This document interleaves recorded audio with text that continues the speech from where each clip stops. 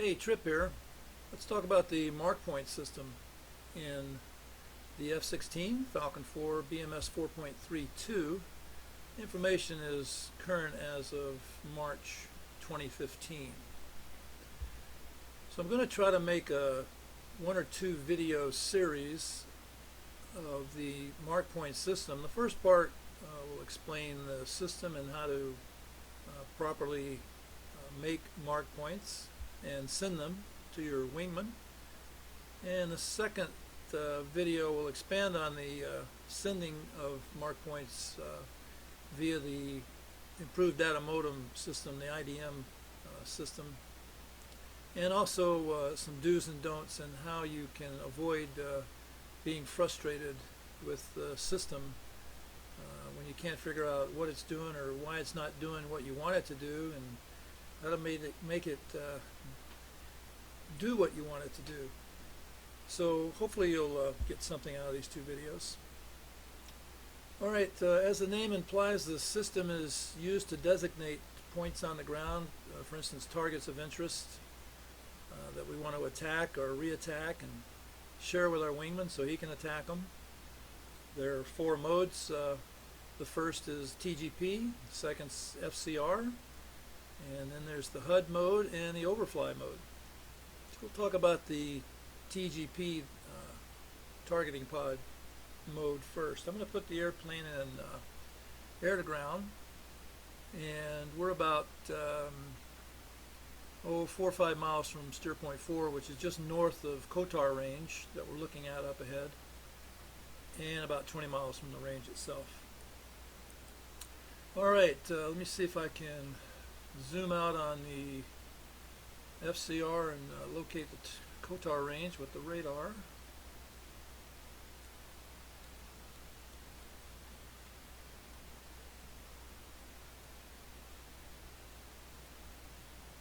Let me bring up the TGP, see if that'll help us out here.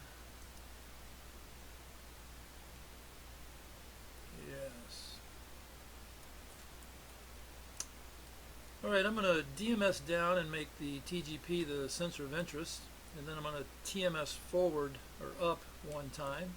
And notice IR area is displayed in the lower center portion of the TGP. I'm going to slew now toward that little radar site that I know is on the northwest end of the Kotar range. And then I'm going to TMS forward again once I have the cursors over it. And now when I bring up the mark point system by hitting ICP button number 7, which is labeled mark, then I notice in the DED that the system defaults to TGP, and it defaulted to TGP of those four modes because the TGP is the active sensor of interest, and I have IR area or IR point displayed in the lower center portion of the screen. You have to have those two conditions met in order for it to automatically default to TGP. Now when I hit TMS up again, it will display for me the latitude and longitude coordinates for that radar site. It gives me the elevation at that site, and it designates the mark point as mark point 26, which is the first mark point that you make. The mark points range from 26 up to 30, so you have 5 mark points that you can make. When you make the 6th mark point, it will overwrite this one and start again at 26. So you'll lose that lat long. If that lat long was important to you, then you might want to mark it down on a piece of paper, label it radar site. So now if you need to later on in a mission, you can manually put in these lat long coordinates and go back and attack that radar site. Alright, so let's see what it's done on the MFD. If I zoom out here a little bit, you'll notice that it has put a small blue X at the radar site on the HSD. So that's a permanent mark on the HSD as a kind of a visual reference. You can see it there just barely at the top for that site that we marked. Now that's all there is to making a mark point. Now if I want to share this mark point with my wingman, then I need to make this mark point 26 my current active steer point. So currently right now I can see that my current steer point is steer point 4. To make mark point 26 my active steer point, the easiest thing to do is hit the ICP 0 button, which is labeled M select. When I do that, you can see that it made 26 my active steer point. Okay. Now, to send this to my wingman, I need to DMS down to make the HSD the sensor of interest, and then when I COM switch right, you'll see a transmit XMT displayed at OBS 6. So now I know that this mark point went out to my wingman. Now he'll receive this as mark point 71.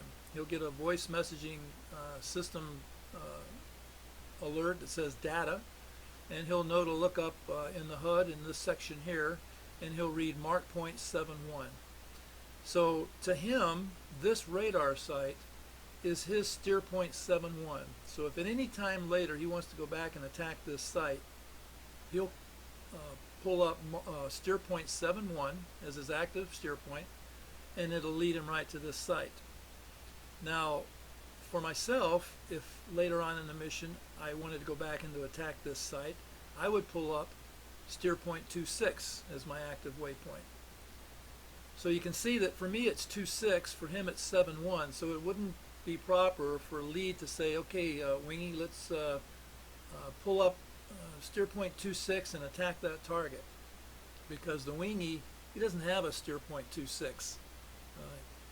This radar site is just steer point 71, so it would be more proper for the lead to say, all right, Wingy, let's go attack the radar site that I sent you. So now the Wingy knows to put in 71, I put in 26, and we both go attack that target. And that's all there is to making a mark point and sending it to your wingman. It's really quite simple. We find the target, we lock it. In this case we have IR point or IR area displayed, and we hit the mark button. It pulls up mark TGP, we TMS up, it displays the coordinates, we hit M select, makes it the active waypoint or steer point, and then we COM switch right, which is on the keyboard it's Control P. Hold Control P for about 2 seconds, and then that'll see the XMT backlight here at OSB 6, and you know you've sent the steer point. Alright, we'll get back to this, get out of this, put the jet back together here, get out of air to ground mode. And the next thing we'll talk about is the FCR mode, which is very, very similar to the TGP. I'll put the airplane back in air to ground, and I'm going to DBS2 out to give us a little better picture here of the Kotar range. And I'm going to slew over to a target here. Let's see, something at the far end of the range. And now I'm going to TMS up to lock that point.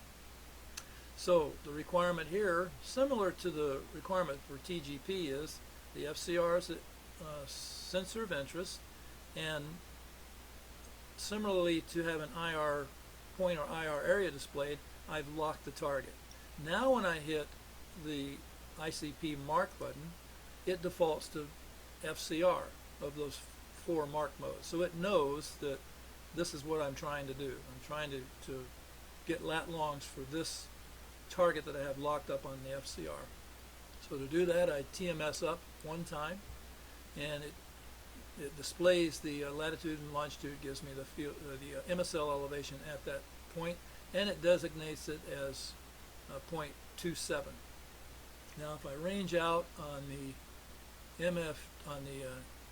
HSD, it's kind of hard to see, but there's actually 2 X's there, one for the radar site, one for this target at the far end. As you get closer, you'd be able to break those out and see it a lot better. Okay, so now the process for sending it to my wingman. I've made it no, I haven't made it the active steer point. My active steer point is 26, and this is mark point 27, so I need to hit M select. Now it's my active steer point. I make the HSD, the sensor of interest, and comm switch right. Done. It's that simple. Okay, let's put the jet back together out of these modes. Alright, we're tooling along, and let's say we're in the air-to-air mode. We're ingressing up to the target, expecting some air-to-air, and we look out to the left and over the canopy rail. For heaven's sakes, there's a tank column down there. But we don't know whose it is, but we sure probably want to investigate it on the way back. We'll mark it as a target of interest. So to do that, we want to mark our present position. We want to know what the latitude and longitude is of this position directly underneath us, so we can come back to this area. So to do that, it couldn't be simpler. In the air-to-air mode, all we need to do is hit the mark button.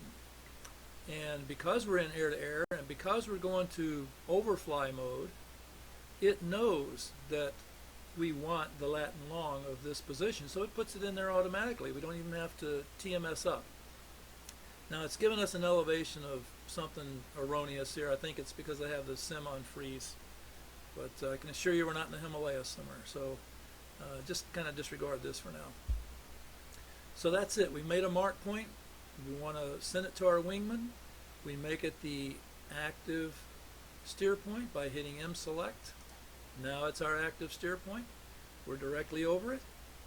We make the HSD the sensor of interest, comm switch right, and we're done. Alright, let's put the jet back together. Oh, let me show you another mode here. Let's say we're in nav here and we're tooling along, and we look out the left window and there's a tank column down there, and boy, we can't remember now, how do I make this mark system go default to overfly? Let's see. And so you get flustered, you can't remember. All you have to do is hit the mark button. You hit it once and it says HUD. Well, that's not what we want. We want O-fly. So we hit it again. No, we don't want that. There's what we want, TGP.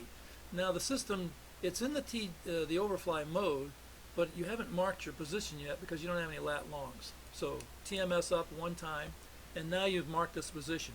It puts a little X right below our aircraft on the HSD as a reference point, so we can come back to this point later.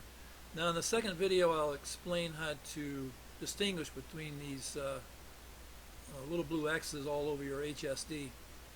They're not labeled in any way, like 1 or 2 or so forth. So I'll explain how to do that later. Alright, so that's TGP, that's FCR, that's the overfly mode, and let's talk about the HUD mode. I'm going to take the airplane off freeze, and we're flying up to the Kotar range, and we want to go into the HUD mode. We're in nav, so all we have to do is hit mark, and it defaults to the HUD mode. If it doesn't default to the HUD mode, if we're in air-to-air or air-to-ground, just keep clicking mark until it says HUD, and you'll be there. Now you notice it puts a pipper right on top of the flight path marker that we can cursor left, right, up, or down with, and it makes the HUD the sensor of interest as designated by this little asterisk in the upper left-hand corner and Viz in the lower left-hand corner. Alrighty, so we get in closer. We're pretty far out now, but visually, if we were closer, we could see targets on the ground. So let's say we see a target and we TMS up one time, and what that does is it ground stabilizes the pipper for finer movement.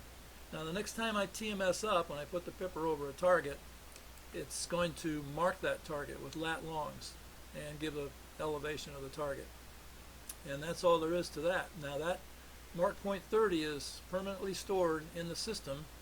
If I wanted to, I could just completely fly away, do whatever I need to do, and come back and attack that point later simply by pulling up mark point 30, and there it is.